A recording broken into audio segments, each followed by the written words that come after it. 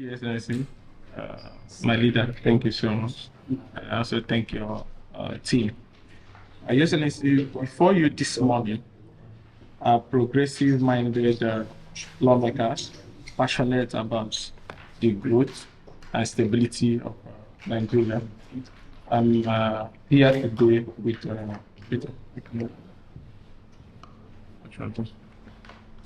Yes, Excellency.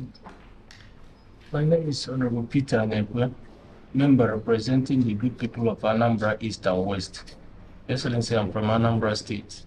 Thank you. Sorry. Good morning, Your Excellency. My name is Honorable Attorney Matthew Wogu.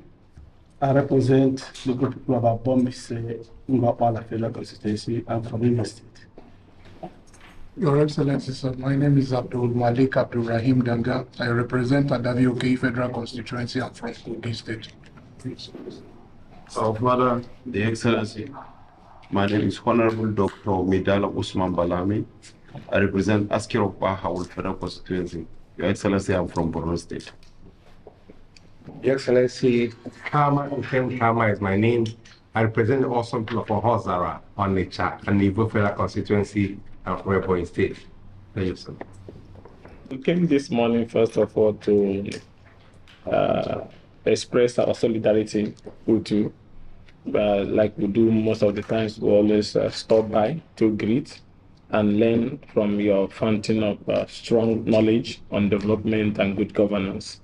And we came this morning also, and we'll start by thanking you for the wonderful things you have done for Nigeria. And we can't thank you enough because every day is always before us that if not the foundation you laid in 1999, things could have even been worse today. And at that time when you were doing it, most people did not see the future today. But we can see the gains of those reforms in telecommunication that have brought so much digital transformation in Nigeria today and created a lot of sustainable jobs. What you have done with the electricity reform is what is even giving us a little light we have today. And what you have done with civil service reform, what you did with anti-corruption fights that created the agencies that came on board to help in the fights, foreign policies, and so on and so forth. And your vision about self-sufficiency include refining. Imagine if today, those refineries that you privatize, we are working almost like 15, 18 years ago. Today, we will not have pressure on FS. We will not have the PMS supply challenges today. So you saw the future and you work towards building that future. So any reasonable Nigerian will always say, thank you for what you did. And if possible, come to you to learn how we are able to carry those reforms. So we can be able to learn from those things you did in 1999, which if they have been consolidated by successive government in the past, today will not be in these economic challenges that is facing us. So we'll start by saying thank you for what you have done for our country. And also to let you know that these lawmakers here today are passionate and have confidence that Nigeria can still work. And that is why most of us here today are co-sponsors in the bill for political restructuring. We strongly believe that a stable political atmosphere will help our country to grow forward. And that's why we have a proposal for a single-term presidency of 6 years and for power to rotate between North and South and for all elections in the country to hold in one single day. The reason is that the electoral system has been bastardized over the years. If we can have one election in one day, the bandwagon effect and the insecurity that is associated with the election will not happen because there will be massive participation, there will be large turnout of people. And you know that with the election in one day, once the accreditation is used to announce the status of assembly result, it can no longer change even when you get to presidential. So we believe that in the midst of all this uncertainty, that we can, rejig some of these laws, all elections in one day, and a single term of 6 years and power to rotate between North and South. This is driven by the reason that the instability that goes with the political process is part of the reason why we're also in this mess and other restructurings that we are proposing. But we are here today to learn from you. We are here today to interact with you. We are here today to tell you that we are proud of what you have done.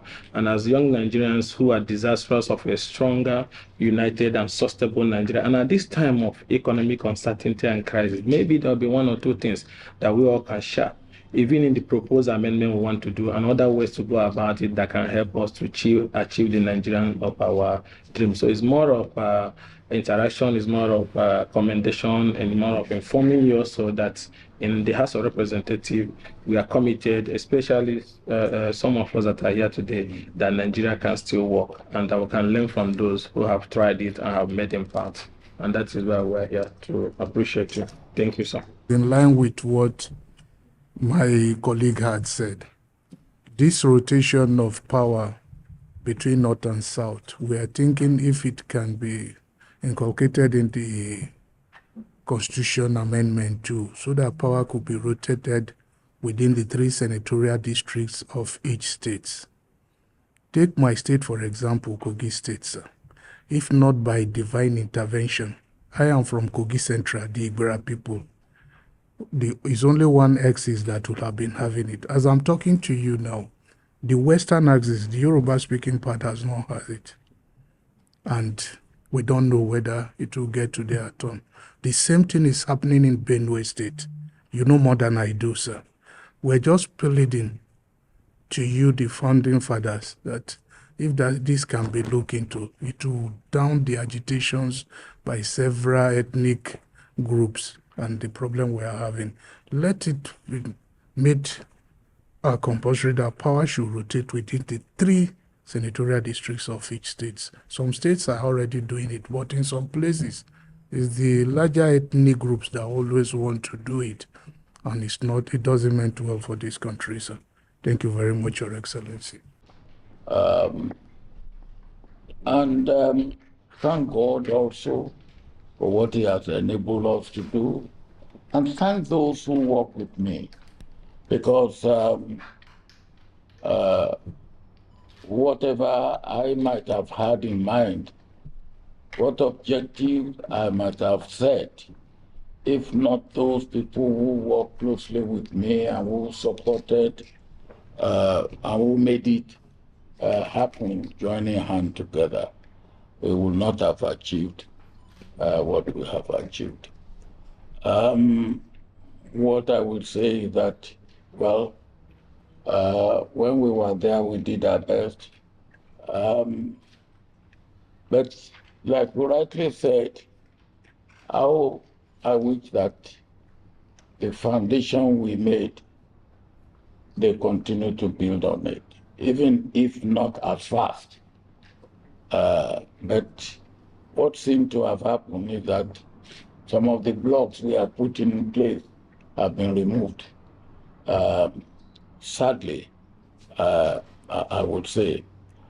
But what I know about Nigeria, and that is the consolation, and for you and for me, what I know about Nigeria is that if we get it right, the leadership, the team, because one tree does not make a forest. You need a good leader, but you also need the team to work with the leader. And if you get the leadership and the team right, the point is that in a space of 2.5 years, we put the past behind us. In another 10 years, the firm foundation and the edifice on which we can build will be set. And in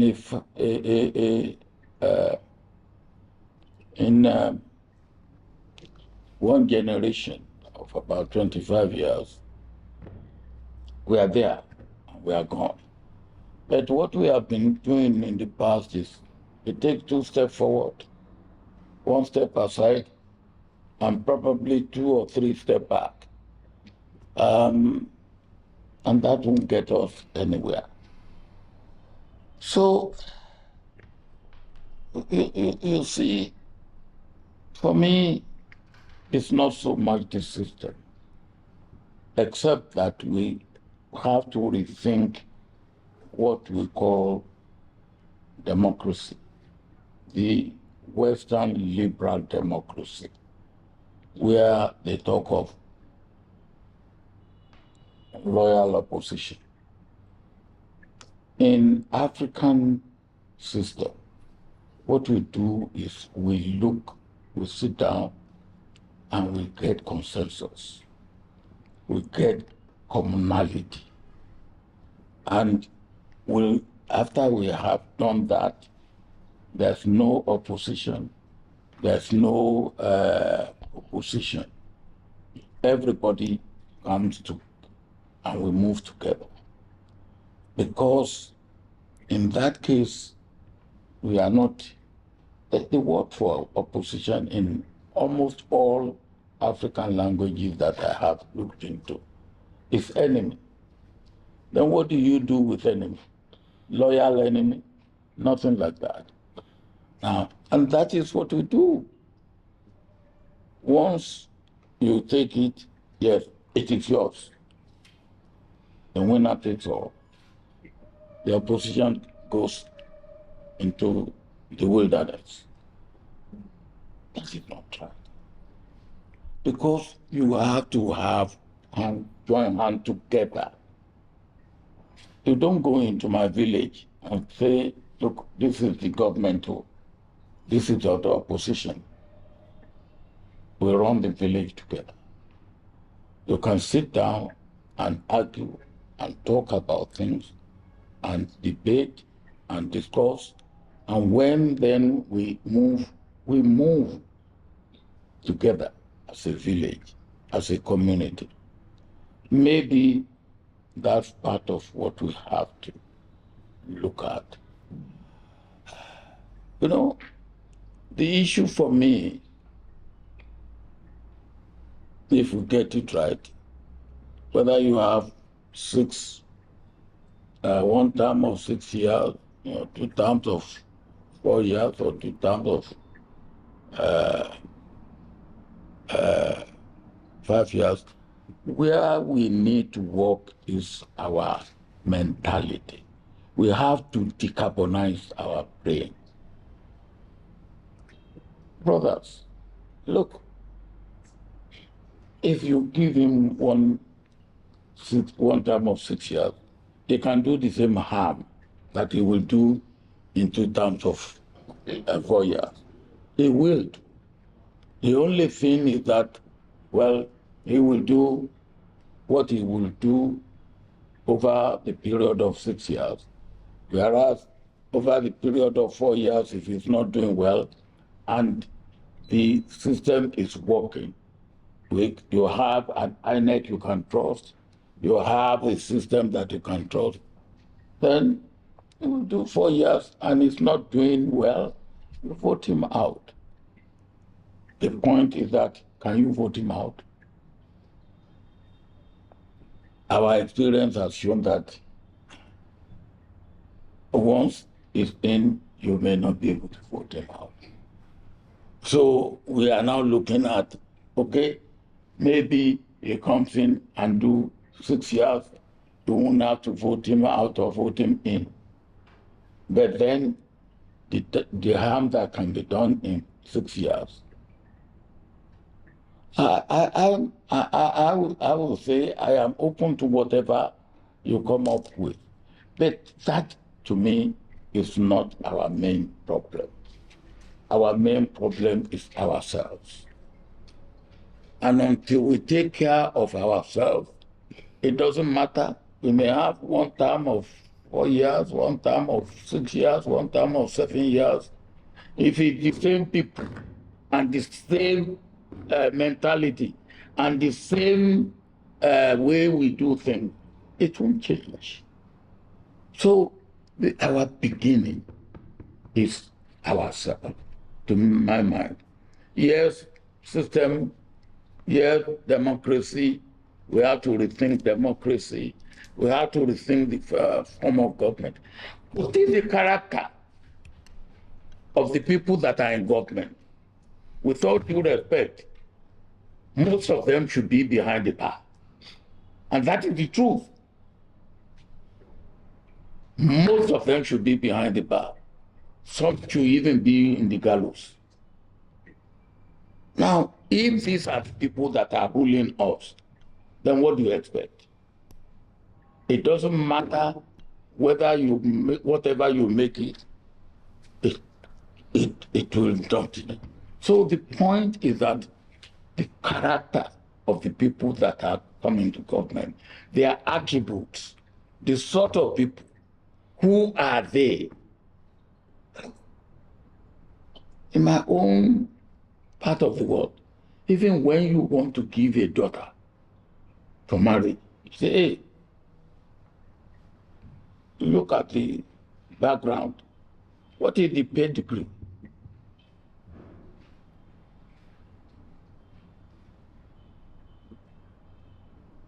And that is one thing we really need to think about. How do we select leaders? What should be the character of the leaders we select? What should be their track record? What should be, where should we find them?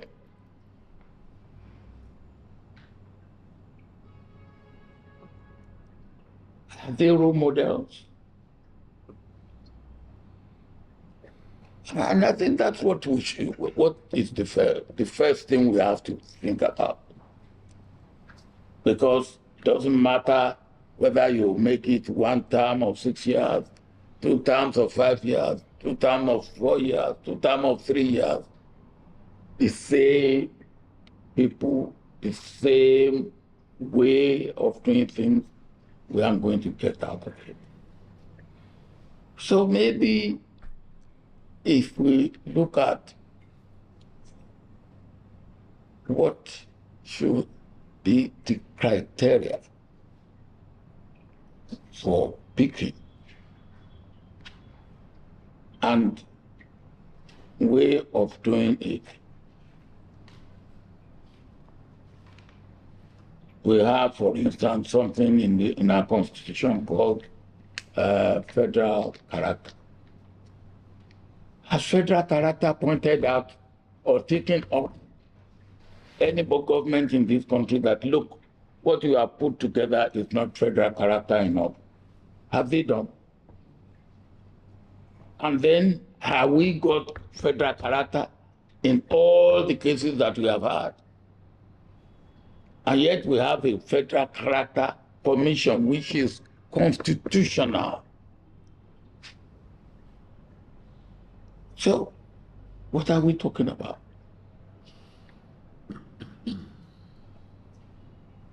Look at, in your own case, with all due respect, you are not supposed to fix your salary or your allowances. It's supposed to be done by the revenue mobilization and what? Fiscal commission. Fiscal commission. Revenue mobilization and fiscal commission. Okay. But you decide to pay yourself the allowances that you give yourself, newspaper allowances, pound allowances, sheeting allowances, to give yourself all sorts of things, with all due respect. And you know it's not right. It is not right. It is not right for me to be the one to declare, determine what I pay myself. It's immoral. And then you are doing it. The Senate is doing it. And you beat your chest. And in some cases, even the executive give you what you are not entitled to. You all got 200 million naira. When we were talking about the suffering of the people who put you there, on top of the obscene salary and allowances you give yourself, you got 200 million naira.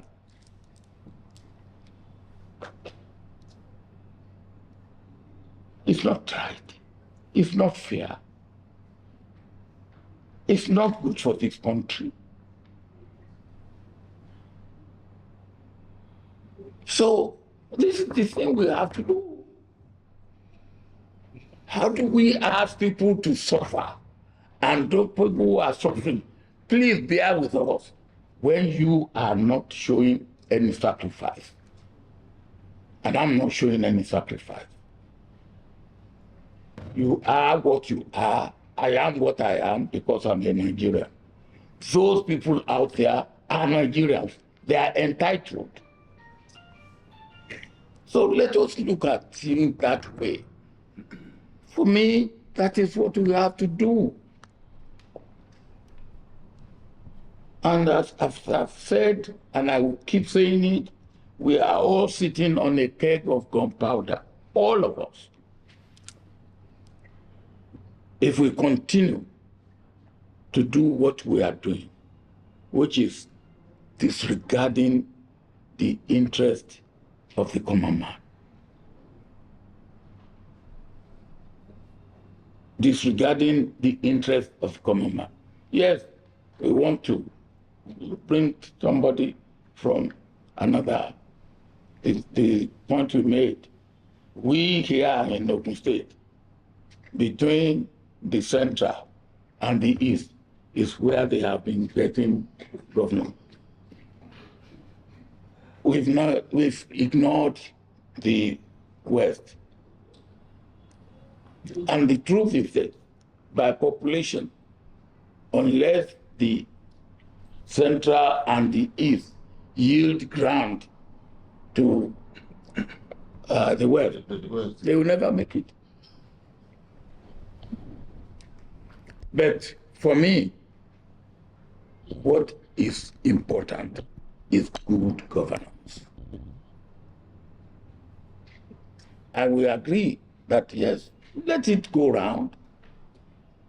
And if he doesn't perform, remove him. But there are many states, a few other states like that. Kogi is one. Benue is one. Borno? Yes. Borno is like that too. Yes. Yeah. Where unless there is a yielding of opportunity. I try here with the late Oluri that look, he comes from the world. We didn't make it.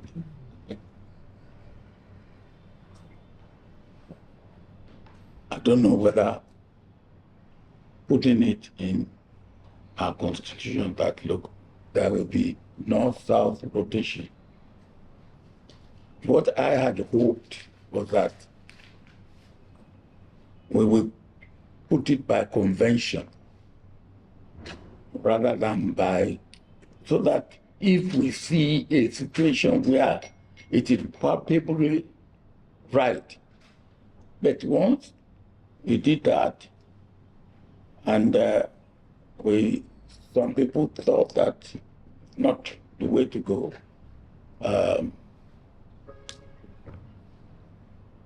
But what matters to me is ourselves. Because even if you do that, if you put it there, when Maru Yaradua died, there was move, which is unconstitutional move, that Jonathan will not, who was vice president, and by our constitution, there was move in some quarters that Jonathan should not take over. Why?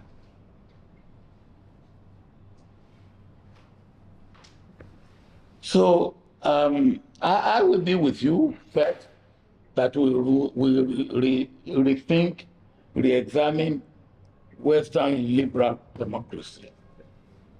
That's number one. Two, look, what should be the criteria for bringing people into leadership position, whether at the executive level or at the legislative level, or even at the judiciary level, or any other public, because the civil servants are part and parcel of this exercise. And they can be good civil servants and really serve civilly and conscientiously. They can also be evil servants if they choose to be so. So we need general moral rearmament. General moral rearmament to look at ourselves and say, yes, we are all wrong, and where we are wrong, then we need to do things differently. We cannot continue to do things the same way that have not worked for us and say, and then if we do that, we are deceiving ourselves. But let us look at things, what must we do differently at the executive level, at the legislative level, at the judicial level, at the civil service level, even at the private sector level. Because we are all in the same boat. And if that boat sinks, we all sink together. But whatever you come with, if we are able to take care of, yes, democracy, let our democracy have African context and African content. Because Western liberal democracy began from monarchy, there can be loyal opposition to the monarchy. In our own case, because we have the only thing we can be loyal to is our country, which is in principle, as some people will say. So, not a loyal opposition, but a partnership opposition that will partner with the government, see things together, debate, dialogue, and come to consensus and move on. One of the things that is ridiculous about this country is the new government comes in and they say, for the first time ever, as if Nigeria has never existed. For the first time ever, this has been done. You talk about the refinery in your opening remark. I went, when I was president, I went and called Shell. I said, Shell, look, come and help us.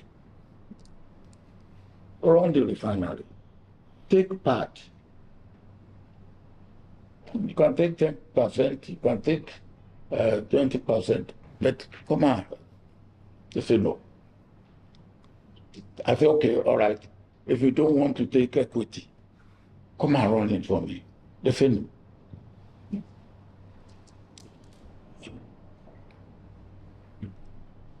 So they left. I then called their head one-on-one. They sit down with me. Why do you turn down? They gave me 5 reasons. One, they said, our refineries are small. I think Port Harcourt is 60,000 barrels a day. And I think that's Port Harcourt. Kaduna is maybe 100. I think Warri is the largest, I think, maybe 120. And they said to me then that, look, refinery is about 250,000 barrels a day. So our refinery is small. Two, they said, look, even we will run our refineries as a service, but we make sure that we do not run it at a loss. But we make substantial part of our profit in the upstream.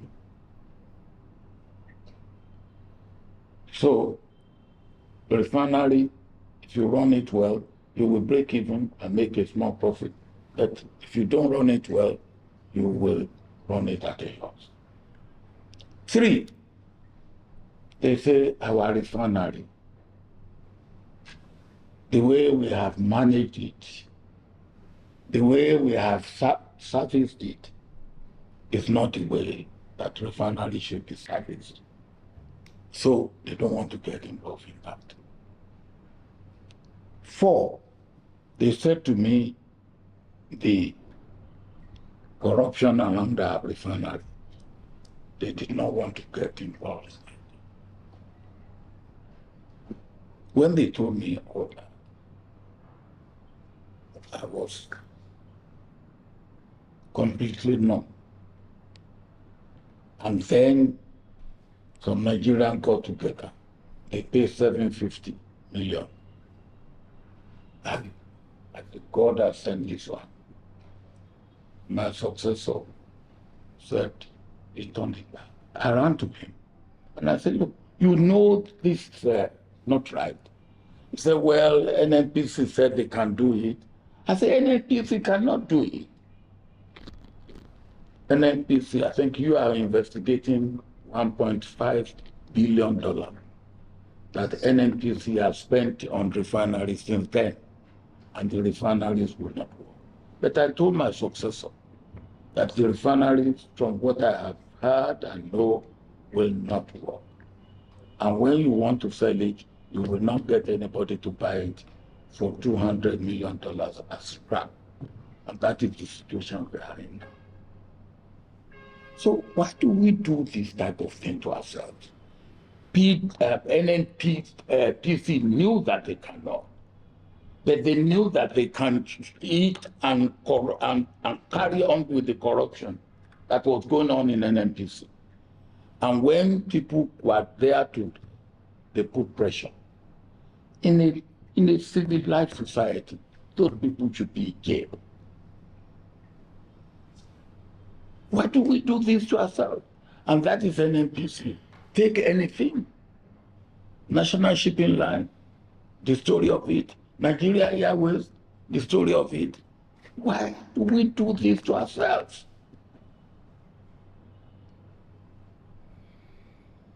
Why? Look, in 1979, I think almost all those people who work with me in the Ministry of Agriculture, maybe they're all gone. They went out in July 1979 and came, the Federal Ministry of Agriculture came with the report that that year we will be self-sufficient in rice. If not 1979, by 1980, what they have seen in the field. We ban importation of rice. When our successor came, led by Alhaji Shim Shakari, they lifted because the party leaders said they want to import rice. They lifted. I tell you the story of one of the importers. He ordered, he got import license. He ordered rice to be imported from America. And the one who told me this story was the Nigerian ambassador in New York. Because the man who imported the rice is from his town. When they have done the importation, everything has been done, he asked them to add $5 million on top, which they did. The supplier did. Then they were afraid. They said, look, we may not get our money because it's an ad, you get your money. So they did. After they have done it, and the money had been paid. He went to America to get his own share. He was expecting 2.5 million. They gave him 1 million. And he went to report to this ambassador, who then called these people. And the ambassador said, we will not tolerate anybody cheating a Nigerian and all that. The supplier then said, hey, Mr. Ambassador, you don't understand what you are saying. Look, this is what happened. The order was made. We made the order. Prince was a prince. Prince asked us to add $5 million. We took a risk, and we did. We never thought we would get the money. We got the money, and then he came, he wanted 50%. No, he didn't take any risk. We took all the risk. We gave him $1 million. That is your country. And your leader. And your people. Why do we do that to ourselves? For money.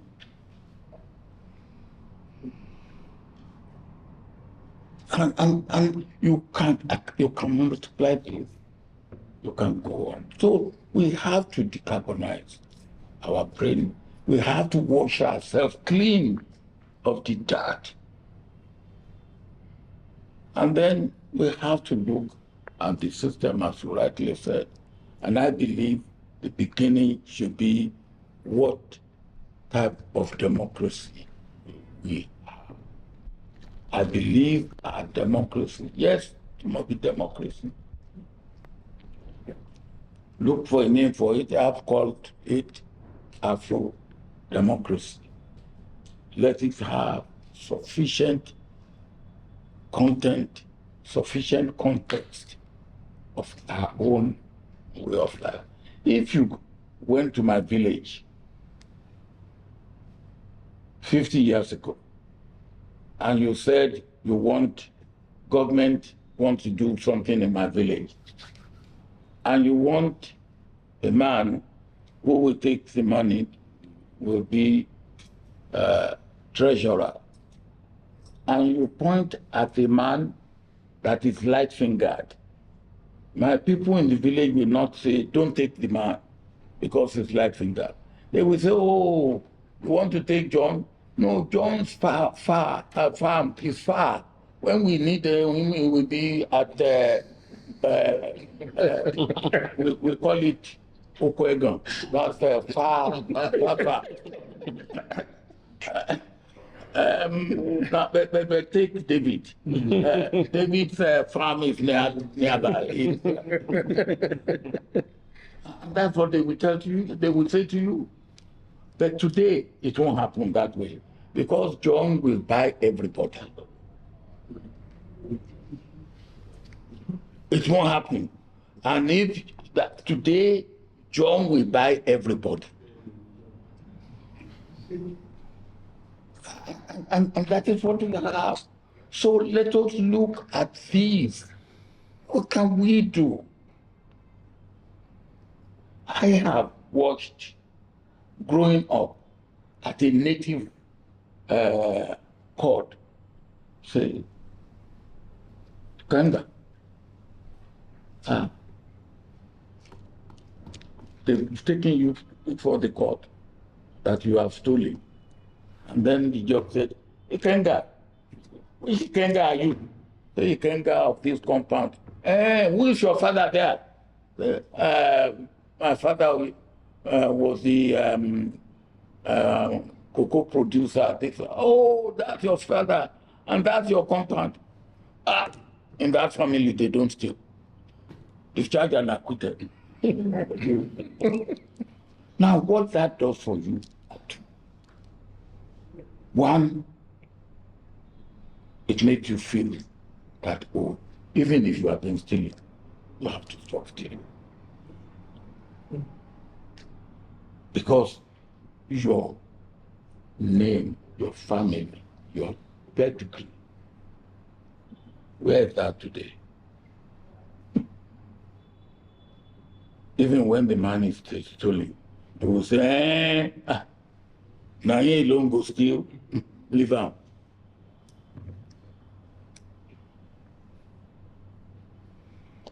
So we have a lot to do. For me, I will again thank you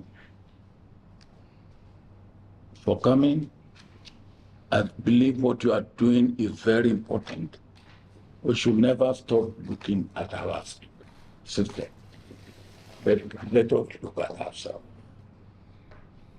We have to reposition ourselves. And the harm that we are doing to ourselves in Nigeria, we are not doing to Nigeria alone. We are doing to West Africa. We are doing to Africa. And we are doing to the black race all over the world. Because God doesn't make a mistake. We have the largest concentration of black people in the world in this small land area called Nigeria. And if the black man will make it, it has to be Nigeria leading the black man from the beginning. To the extent that we are not making it, we are disappointing ourselves. We are disappointing our region of West Africa. We are disappointing our continent of Africa. And we are disappointing the black man everywhere in the world. They look up to us. If God has put the largest concentration of black men here, God expects something better than what we are doing. So I'm all with you, but let us to go about it the right way. The right way, meaning let us look at ourselves. It can't go on the way it's going on. And the youth, whatever we may say to them or do to them, what they are demanding is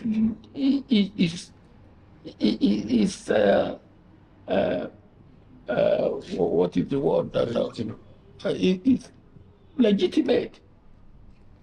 As I said, you are what you are today because you are a Nigerian. I am what I am today because I'm a Nigerian. So why should they be Nigerian and be languishing in poverty? Why? And then they make demand for that. And we are not listening to them. They make demand for that. And we are treating it with levity. We are sitting on the keg of gunpowder. They are frustrated, they are desperate, they are angry, they are hungry, they are unemployed, they are in abject poverty. What do we expect? Those boys and girls that have tried to go over the Sahara and go over the Mediterranean, they had 3 hurdles to cross. The Sahara, the ill treatment in the Mediterranean country on this side, whether it's Algeria, or Libya, or wherever, they go through hell. Then the Mediterranean. Then when they landed on the other side, some of them came here. I listened to them and I was weeping. Now, why should they go through that? Because what you and I have not given them the attention that they deserve. And that's it. So I am here with you. and I will be here with you, but let us get it right and let us do it right. Thank you very much.